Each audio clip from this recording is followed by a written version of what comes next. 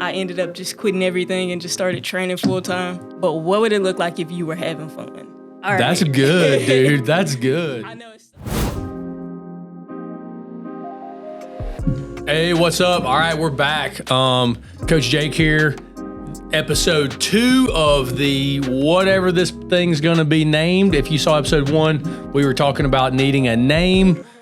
We have the number 1 team member. Okay, so this is Kiaya Jackson. She is a rock star, top 5 no-gi grappler on the planet in her weight class. She is crazy good. She is also the back-end genius to all things that are Ironclad methods. She makes all the stuff work on the back end of our operation, and she keeps me straight. So she's the best. Kiaya, what's up? Talk to us. What's up? How goes it? Happy to be here. So we just finished a cool little training sesh. She's down here. We're just doing had a meeting. We did some training and snuck in a little bit of time to do some interviews. I think your story is crazy cool. Give us a quick background, like where you're from, all the things, what you're about, how long you've been doing jiu-jitsu. Like, yeah, your take, go. Okay, so I am a brown belt out of 10th Planet Decatur. I've been training almost 6 years now, which is crazy to say. Almost 6 years. It's Wow. like 5.5, super close. But I started training when I was like 20, so 21. I was about 21.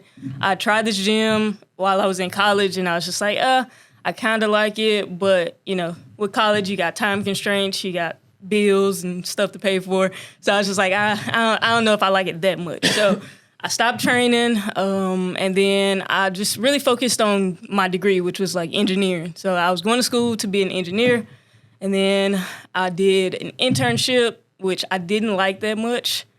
Eventually, I ended up just quitting everything and just started training full time.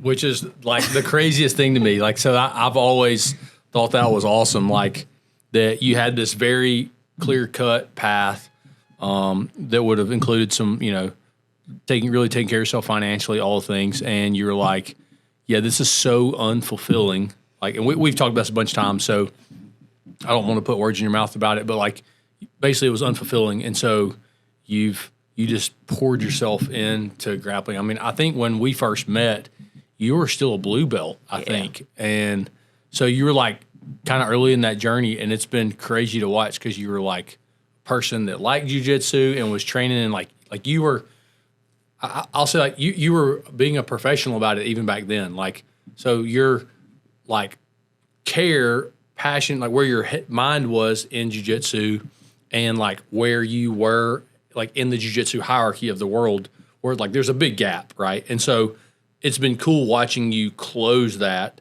I'll just ask the question, like, what's that like? Because I think a lot of people find themselves there in where there's that gap between what they believe about themselves and where they are. Like, what was that like in jiu-jitsu and to where you are now?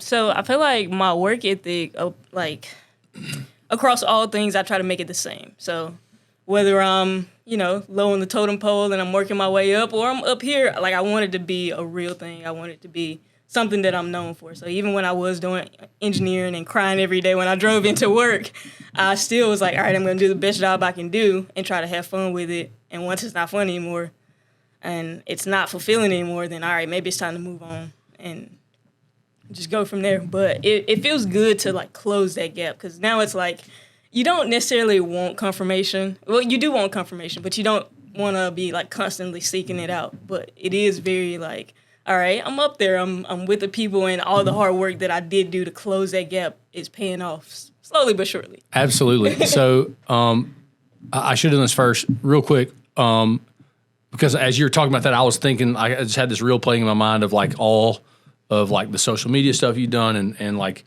getting a camera person. Like we've had a behind the scenes view of that journey for you. And obviously, we're like doing the same things. And so it was really cool. That's been cool to see. Where can everybody find you on social media? Like what is your handle? So you can find me everywhere: Instagram, YouTube, TikTok at Kiaya.J, Kiaya.J. make sure you get that spelling right, because I still to this day spell it wrong 3/4 of the time. I just like whatever way you could spell it wrong, like I do that, and I'm like, I think my phone has programmed the wrong spelling at this point. Like I'm like, that's not right. I like erase your name 3 times before I type it. That's so shameful. Here's a fun fact. So for my first fight, I guess TB got the name from you, but he spelled my name wrong on the list. So I'm like looking for my name on the list. I'm like, dang, how they mess up the spelling? I submitted the right thing, and he was like, oh, I got the spelling from Jake. Oh my gosh, that is so shameful. I'm embarrassed by that. That's terrible. That is absolutely terrible. What a character flaw that I have. Like toxic. I don't know if that toxic trait or just a horrible trait. Like that's that's fine. me. I can't remember names, so it's fine. Okay, so right now, I mean, you really are. It just talks about all the things that we encounter when we're trying to do something meaningful and how to get rid of that. So turning pro, not the art of resistance, but the war of art is the first part. Just talks about all the issues, all the common things that we encounter. The resistance, that's the what I remember significantly is that. No, that's just resistance. That's just something trying to keep me out of what I'm supposed to be doing. Yep, and that can show up in your relationships. That can show up in forms of like self-sabotage, what you're thinking about, what you're reading. They even talk about like how it shows up in the form of religion, where people kind of give a control to something else. That's wild. So turning pro is about how to get rid of all of that and do your work. And so those 2 books together, man, I like you said, I know exactly where I was when I read it. I know the shift between what I was thinking about then and what I'm thinking about now, and it started with that book. That's so cool. That is so fire. Like, yeah, I mean, we talk about resistance with these young guys all the time, and I think that's something everybody can identify with. Of like, something that should be healthy. I mean, it's hard to. I was reading another book lately, and he was talking about like you're not going to have balance. It's not about balance. Balance is somewhat impossible. And I thought it was a really big idea. I could talk about this forever, but talked about rhythm, like that you're not looking for balance. You're not going to have balance, but you need a rhythm, or you need highs and lows, and that rhythm, that ebb and flow, creates what most people tend to call balance. But it's never going to be all things even. It's going to be moments of work and then some relaxation and work and family time, and so you have to find a healthy rhythm, but like things that are a good thing can turn into resistance, right? Mm-hmm. We have kids there's a kid that, I mean, I'm thinking of right now, he has crazy high goals, wants to be, Division I All-American, and he's on the hunt for the scholarship that he's looking for at a handful of elite universities. And he can go to California on this trip and train with some of the best guys in the country. He can wrestle a tournament and get a training day in and rub shoulders with all these guys, or he's got a wedding to go to. And I'm not trying to call him out or whatever else. Like being at a wedding with your family is a noble thing, right? Mm-hmm. It's going to be a great memory. And it's societally, normally that's a thing that we should all want and do. But when you're trying to do something that's truly elite, you're going to miss things, right? And I used to think about that stuff a lot. On my own, no one was putting those, like helping me navigate those thoughts and ideas. But like, I remember it, I couldn't describe the feeling. So when you said resistance, when you told me about that, I just remember, because you can't tell your family that they are resistance, but it definitely feels that way when it's not in alignment with your purpose, your goals, the vision that you have for your life or your career or whatever it is, right? And so, I mean, what are some, I don't want to tell my own story, like what are some examples of resistance you had? We already talked about that gap when you're a blue belt, a purple belt, you don't even have your brown belt yet, and you're competing against elite black belts all the time. Like there's maybe some imposter syndrome and maybe some resistance from peers, family, friends, people in the gym. Like what was some resistance that you had to like overcome along the way to, I mean, you were literally one of the best. Like I'm just waiting on them to like put a belt around you and like world champ. What up? That's my new form of resistance right now. Is a mental thing. We'll get there, but like family a lot of times is like whether they know it or not. Sometimes they can't be resistant. Sometimes it's subconscious. Sometimes like they just don't necessarily know it. But when I first started, it was, hey, my parents are like, what are you doing with your life? You're getting older. Why didn't you finish your degree? I mean, I have 4 classes. 4 classes. Hey, left. high five on that. welcome to the club. I'm like, dog, I've got enough classes for a master's, and yeah, that's a whole other thing. And sometimes I do think about that, and that to me is I kind of chalk a lot of things up as resistance. Relationships. Hey, don't go train today. Come hang out with me. Come sit on the couch. Yeah. Come Let's Netflix. just chill. Like, don't go Sunday. Don't go Monday. Just chill out. That was you a form train of all the resistance. time. Like, That's it. But like you said, as I started to like compete more against like higher level people, the resistance became, oh, maybe I can't quite hack it. It's a mental thing now. After I'm losing, so for a long time I didn't lose. For up until purple belt, I didn't lose at all. And then the first loss, I'm like, oh man, I gotta fix this thing. Well, the second loss is, all right, maybe I'm not that good. And the third and the fourth and the fifth, it's like, dang, maybe I should have just finished college or something. Like, you have those thoughts, and it's a little bit of imposter syndrome. But that's why, I come and talk to you about stuff like that. It's like, all right, I need that mental training. That's so real. So we unknowingly, we were doing some of this today, and I didn't really mean to go there, but I'm going to kind of continue with it, I guess. Like, so, we were talking we had a couple of guys in here today, and then you were in here too, and we were all kind of training amongst class and around that. And so this same theme, that same topic kind of kept coming up, right? About like, there's so many people and places and all things to learn technique, right? And, for instance, you're competing in jiu-jitsu. Like do you have more technical knowledge of jiu-jitsu than I do in a number of positions, right? And so, and you have, your coach is my coach. B-Mac is one of the best communicators of jiu-jitsu on the planet, in my opinion. Like, right. Amazing human, love him in 1,000 ways. There are other people that know jiu-jitsu. The way he communicates jiu-jitsu speaks to me personally, and I just think I literally think he's the best communicator of jiu-jitsu on the planet. If you're a jiu-jitsu person, you need to go check out Brandon McCatherine on all your platforms. He's the man, okay? The whole team, Keelan, all the squad, all the characters in and around there are our friends. They're all amazing people. Go watch him. But we spent a lot of time today talking about ideas. And so this comes from another book that I read, and man, forgive me, I'm trying to think of the freaking coach's name right now. I'm so bad at names. But he just passed away. It was Mike Leach. So Mike Leach said, is a quote from him, and he was talking about when they were revolutionizing the game of football and creating basically this modern era, okay? And so it's from a book called The Perfect Pass that is an amazing book you should read. It is I'm just kind of rambling about this, the backstory to this, but he said in this book, when they were creating basically what is the run-pass option offense today that is dominating NFL and college football and a lot of the other like schemes that they came up with, he said this quote, he said that the ideas behind a play are more important than the details of the play itself. The ideas behind a play are more important than the details of the play itself. And so I use, like, that spoke to me, cut through me, same thing. I remember where I was when I read it, but I've read it 50 times. And so we were just kind of talking about some of that today, like, and there's a question here somewhere, like, I believe that is incredibly true for wrestling, grappling, fighting, all forms of combat. Like, and that's been my experience. And I think a lot of the frustration that I had as an athlete was that everybody was just teaching me another technique, another way of doing the play.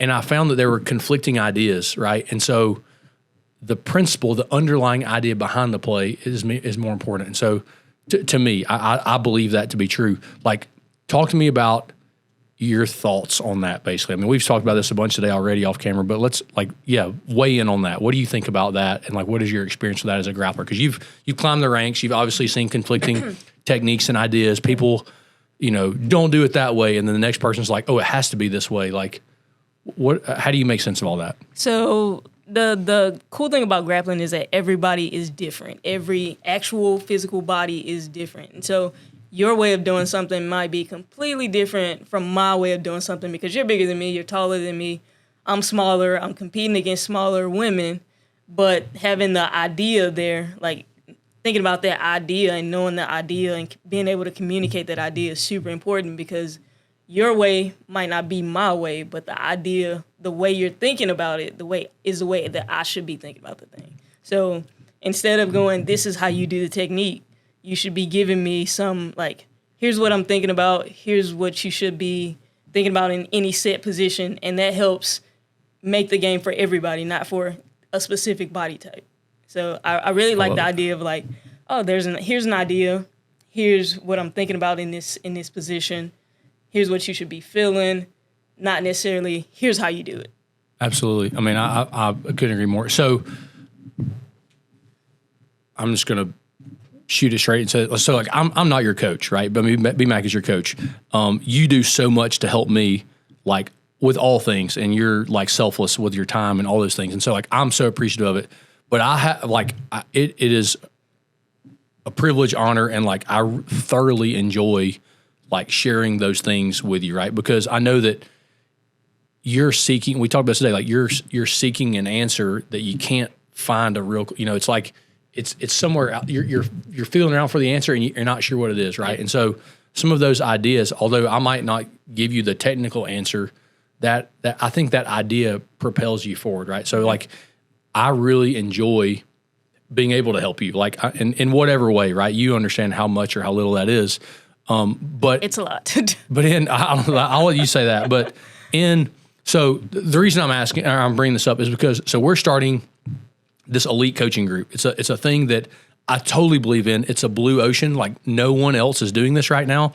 I've talked to a couple other wrestling leaders, and I'm encouraging them to do the same thing because I believe in this so much. But we're basically starting this elite training group nationwide. We're going to put together a class, and we're going to it's going to be a weekly sermon on wrestling of elite ideas. And the whole point of it is, when I was coming up in my own wrestling journey, like I never accomplished any of the things that I really sought out to do. Like, was I standing head and shoulders above my peers or the other people that or from my area that had tried that? Yes, I had success, but none of that. There was a huge gap between what I did accomplish and what I really wanted to accomplish. And it was because I felt like I spent all of my time battling those conflicting ideas, and I was searching for someone who had the answers. And I believe that we've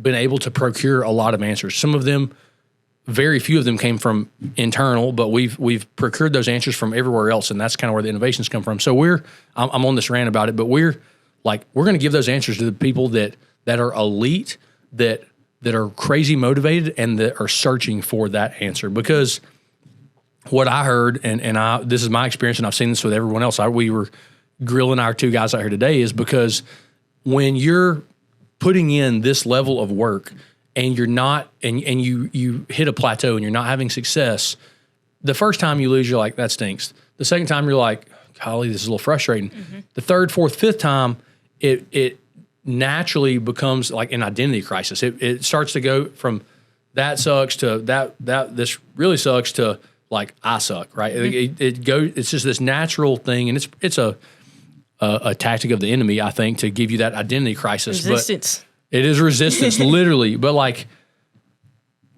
I so believe in that. I guess, like, yeah, just in your own words. I mean, I feel like I'm asking for a plug. This is kind of tacky, but like, what do you? I mean, just like share your thoughts on that. Like, what on? Hey, this is.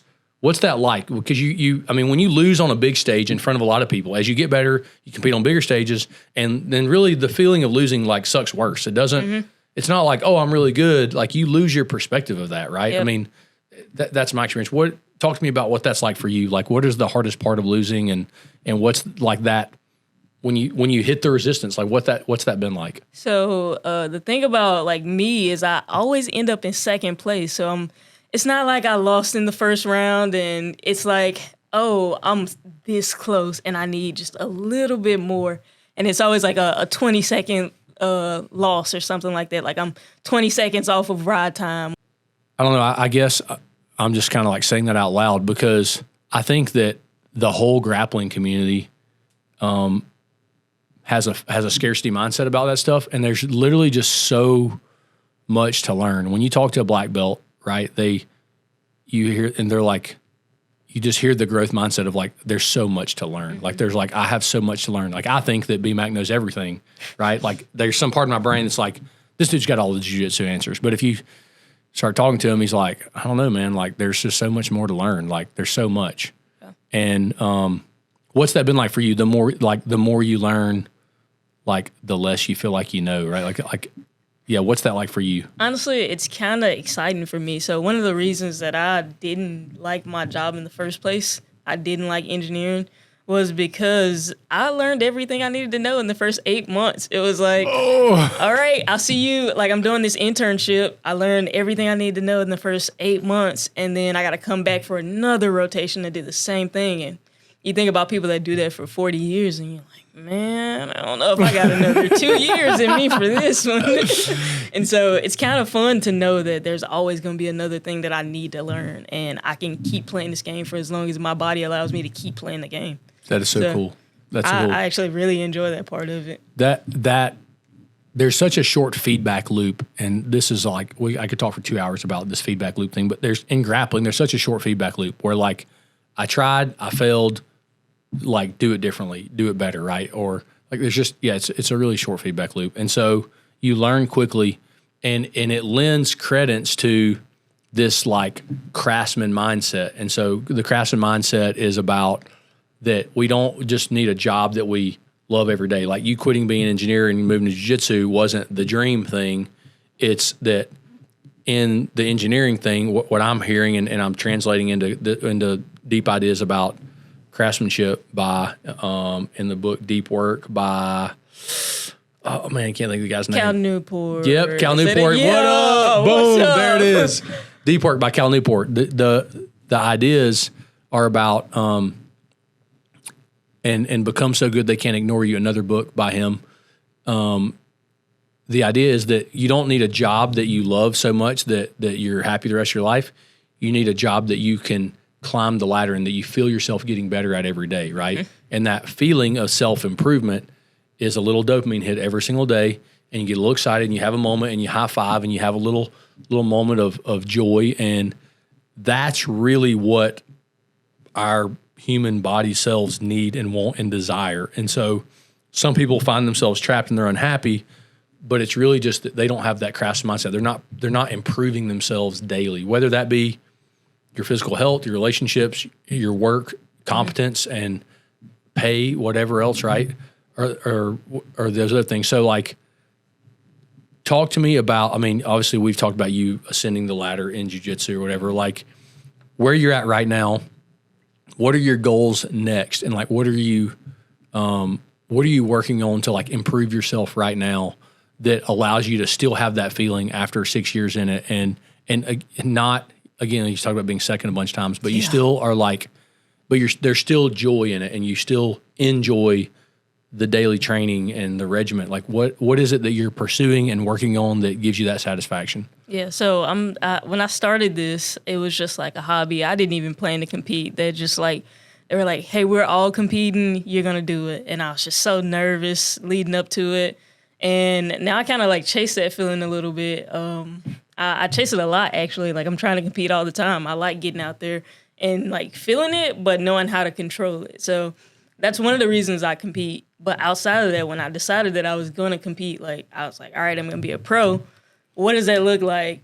How can I like really jump off the deep end over there? And how can I get to the top? If I'm going to do it, I'm going to go all in. So I'm just like, all right, how can I get number one? How can I be number one in whatever I'm doing? No matter if I'm painting a house, I want to be the best house painter.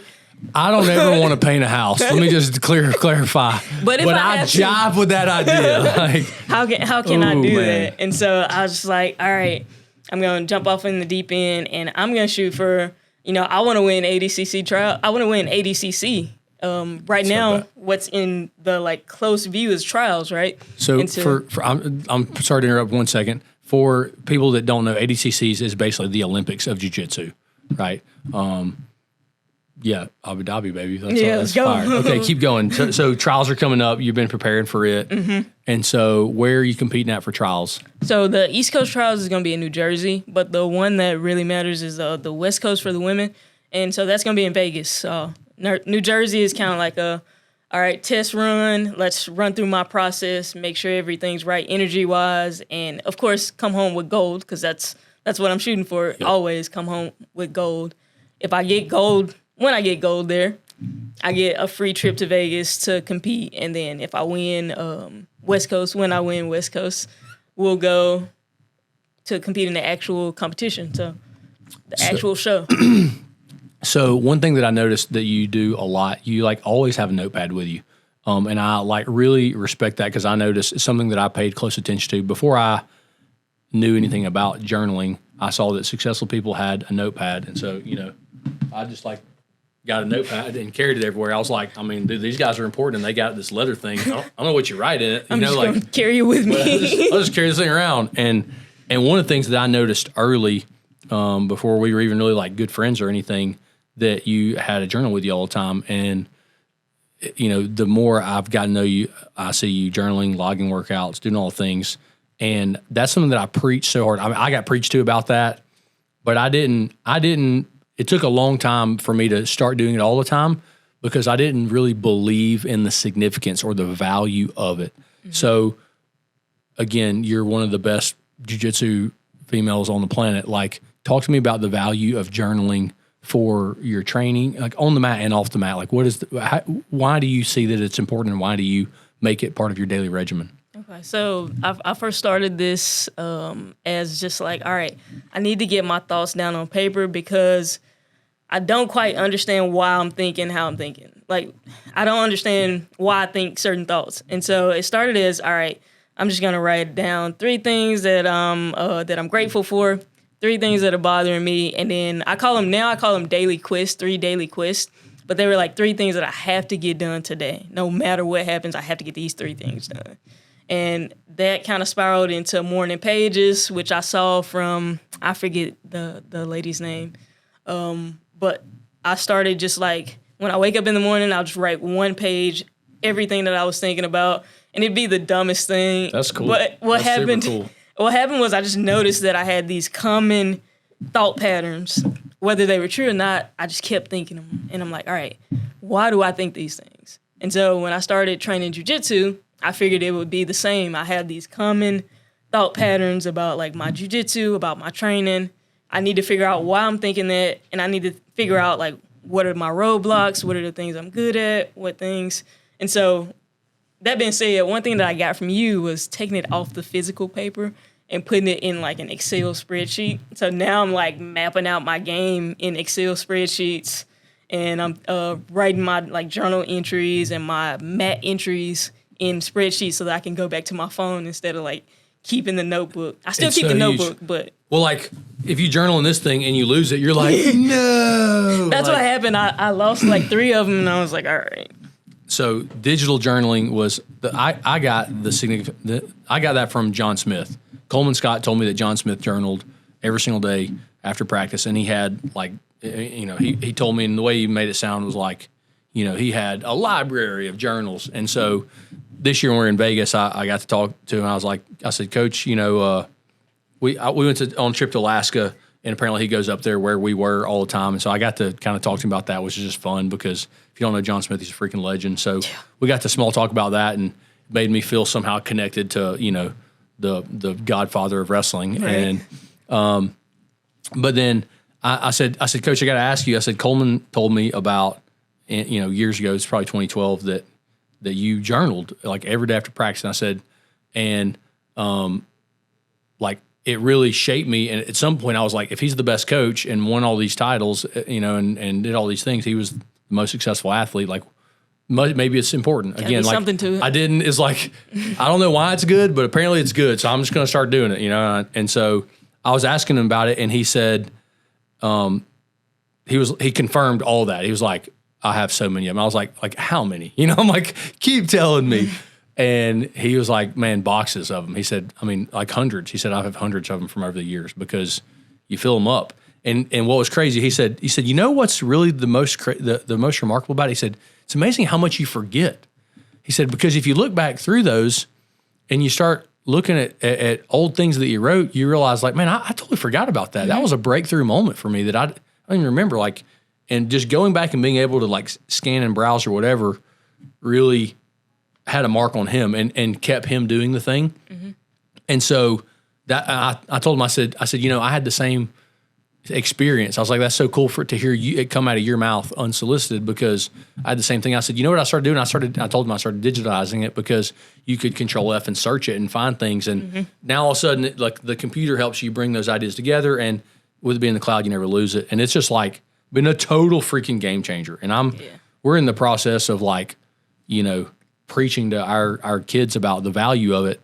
And they just, it's not a discipline issue. Like, they would do it if they understood the value of it, right? And so, and I think all people would if they understood the value of it. And so, that's one thing that you do that, and I don't think it's any coincidence that you journal so diligently and have ascended the ranks faster than a lot of your peers.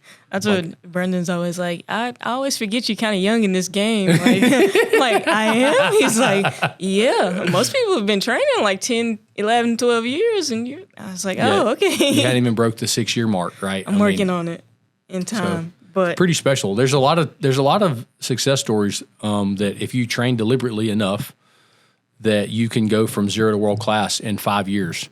And like Gordon did it, Mike Tyson did it. There was a couple of other examples that stood out that are escaping me right now, but now Kiaya Jackson did it. What up? Kiaya J. Like it's, and so I talked about that with our most successful athlete, Corey. He went from 0 to making a world team in 5 years, right, which was another significant example for us. But, that's really the name of the game, right? Is training deliberately, training intentionally, all the things. Well, you talked a little bit about your goals. Leave us with something else. Any other thoughts? I mean, this has been awesome. You're gonna be a regular on here. All right, perfect. Another place for me to talk is like what else do the people need to know about you? Give us something. A rundown on me. Man, I'm trying to think. Like, I mean, let me say this another way. You're such a positive person. Like, leave the people with a thought or idea that you would like them to know that are watching this. Like, okay, I actually have the perfect. I don't know if this is perfect, but I thought about this today. I actually got it on camera today. So I was watching this YouTube video yesterday, and it was it was actually about like making YouTube videos. But he had a sticky note on his desk. It was like, what would this look like if you were having fun? And it's just like a quick reminder to like, all right, I know this might be your job. This might be a thing that you're doing right now, and you're just kind of like trying to get through it. But what would it look like if you were having fun? It's just a moment to be grateful and just like, all right. That's good, dude. That's good. I know, it stuck with me it's been with me since yesterday. I've been thinking about it all morning. That is fire. I like that a lot. That is so perfect. That is so perfect. This is why in your practices, what would it be like if you were having fun? Yeah. If y'all aren't following Kiaya J, you need to do that. I know that you're a busy person. I impromptu stole her and drug her, and I was like, hey, I have to interview you. We got to get you on camera. So this Kiaya J, she runs all the things. I'm super grateful for you. Big fan of all the things that you're doing. I just really wanted to, like, the people, we've got a pretty good following on all the platforms, and a lot of people that are subscribed to methods and all the things, and then what I've learned and really guinea pigged a lot of those things and trying to help you and whatever. Like, you had a lot of the same problems that I experienced, and we want to like reach that out and expand and share those benefits with others. And so, yeah, just the perfect person to interview. So I really appreciate you coming on today. Yeah, we don't have a name for this thing yet, but if you like it, if you enjoyed it, let us know. Give us some cues, some things that you want to hear us talk about in the future. I got a bunch of personal text messages. Hit us up in those comments and let us know, and help us out with a name. I had a couple of suggestions. I'm not going to throw them out yet. We're going to live a little more time for some suggestions. Big thanks to our sponsors.